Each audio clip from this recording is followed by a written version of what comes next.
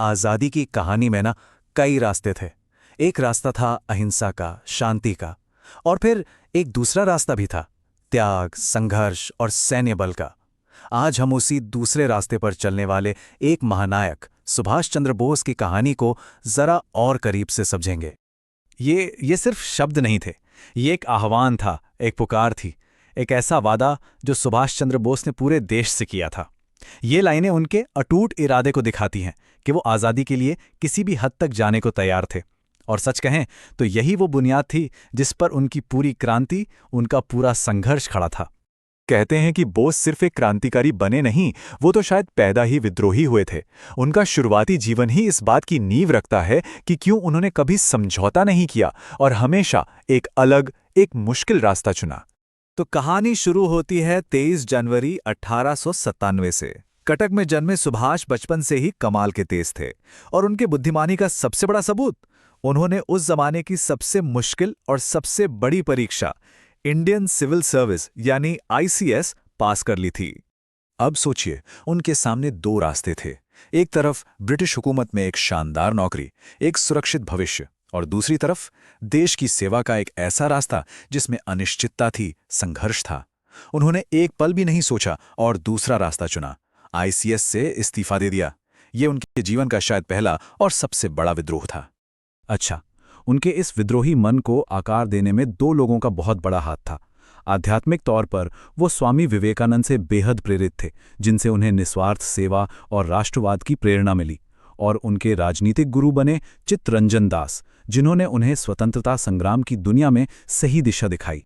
तो अब अपने राजनीतिक जीवन की शुरुआत में वो कांग्रेस में शामिल तो हो गए, लेकिन उनका जो तेवर था और उनके जो विचार थे, वो जल्द ही उन्हें कांग्रेस के बड़े नेताओं के साथ टकराव की राह पर ले आए। उनकी लोकप्रियता का आलम यह था कि 1938 में हरिपुरा और फिर 1939 में त्रिपुरी में वो लगातार 2 बार कांग्रेस के अध्यक्ष चुने गए। ये दिखाता है कि देश में उनकी पकड़ कितनी मजबूत होती जा रही थी, लेकिन यही बढ़ती ताकत कांग्रेस के अंदर के मतभेदों को और गहरा करने वाली थी। उनका जो सबसे बड़ा वैचारिक टकराव था, वो महात्मा गांधी के साथ था। बोस का साफ मानना था कि सिर्फ अहिंसा के रास्ते से आज़ादी नहीं मिल सकती। वो अंग्रेज़ों के खिलाफ एक आक्रामक, एक सैन्य रणनीति चाहते थे।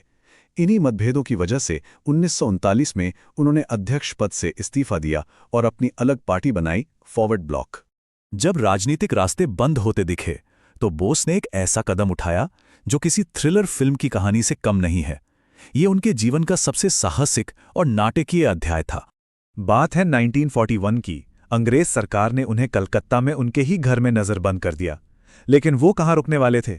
वो एक पठान मोहम्मद जियाउद्दीन का भेष बदलकर वहां से निकल गए।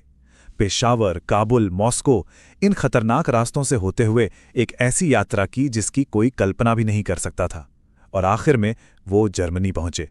ये पलायन उनके कभी न हार मानने वाले जज्बे को दिखाता है।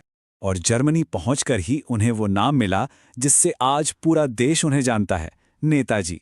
ये उपाधि उन्हें वहां मौजूद भारतीय सैनिकों ने बड़े सम्मान और प्यार से दी थी। अब नेताजी का लक्ष्य सिर्फ एक सेना बनाना नहीं था, नहीं, उनका लक्ष्य इससे कहीं ज्यादा बड़ा था। उन्होंने देश से बाहर रहते हुए एक पूरी की पूरी सरकार बना दी जो आजाद भारत का जीता जागता प्रतीक थी। जर्मनी से उन्होंने आजाद हिंद रेडियो की शुरुआत की, और जानते हैं, उसी रेडियो से उन्होंने गांधी जी को पहली बार राष्ट्रपिता कहकर संबोधित किया था। इसके बाद वो सिंगापुर पहुंचे और आजाद हिंद फौज की कमान संभाली। महिलाओं के लिए खास रानी झांसी रेजिमेंट बनाई और वो ऐतिहासिक नारा दिया, दिल्ली चलो। 21 अक्टूबर 1943 ये एक ऐतिहासिक दिन था। उन्होंने सिंगापुर में आरजी हुकूमत आज़ाद हिंद यानी स्वतंत्र भारत की अस्थायी सरकार की स्थापना की। ये सिर्फ नाम की सरकार नहीं थी, इस सरकार का अपना बैंक था, अपनी करेंसी थी और अपनी डाक टिकटें भी थी। मतलब एक आज़ाद देश के सारे निशान। और उनकी सरकार की ताकत का अंदाज़ा इस बात से लगाइए कि उस वक्त की बड़ी शक्तियों जैसे जर्मनी और जापान समेत दुनिया के पूरे 9 देशों ने इसे आधिकारिक तौर पर मान्यता दी थी। ये अपने आप में एक बहुत बड़ी कूटनीतिक जीत थी। और फिर वो पल आया जब आज़ाद हिंद फौज ने अंडमान और निकोबार द्वीपों पर कब्जा किया। नेताजी ने तुरंत उनका नाम बदलकर शहीद और स्वराज द्वीप रख दिया। ये भारतीय जमीन पर आज़ादी का पहला स्पर्श था। नेताजी का जीवन भले ही बहुत लंबा नहीं रहा, लेकिन उनकी विरासत, वो आज भी जिंदा है। ये विरासत उनके कामों में है, उनके विचारों में है और उस रहस्य में है जो वो अपने पीछे छोड़ गए। हम उन्हें एक महान योद्धा के रूप में तो जानते हैं, पर वो कलम के भी सिपाही थे।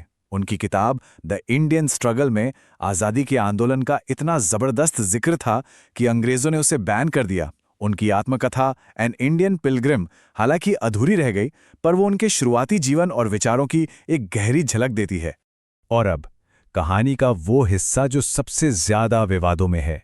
सरकारी रिकॉर्ड्स के मुताबिक 18 अगस्त 1945 को ताइवान में एक विमान हादसे में नेताजी का निधन हो गया।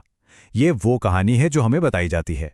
लेकिन क्या ये सच है, या फिर ये भारतीय इतिहास का सबसे बड़ा अनसुलझा रहस्य है? उनकी मृत्यु को लेकर जो सवाल हैं वो आज भी कायम हैं, और यही सवाल उनकी शख्सियत को और भी ज्यादा रहस्यमयी बना देते हैं।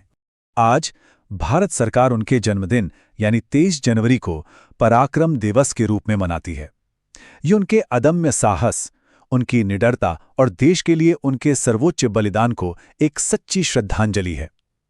नेताजी की कहानी हमें हमेशा याद दिलाती है कि आज़ादी का रास्ता एक नहीं, अनेक थे।